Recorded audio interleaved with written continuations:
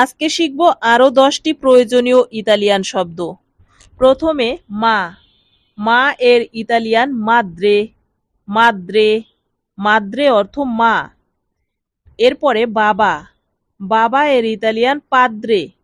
পাদ্রে মানে বাবা। ভাই এর ইতালিয়ান ফ্রাতেল্লো। ফ্রাতেল্লো, ফ্রাতেল্লো অর্থ ভাই। এরপরে বোন এর ইতালিয়ান সোরেল্লা। সোরেল্লা, সোরেল্লা অর্থ বোন। এরপরে স্কুল এর ইতালিয়ান স্কুলা। স্কুলা, স্কুলা অর্থ স্কুল। এরপরে কাজ। কাজের ইতালিয়ান লাভোরো। লাভোরো, লাভোরো অর্থ কাজ।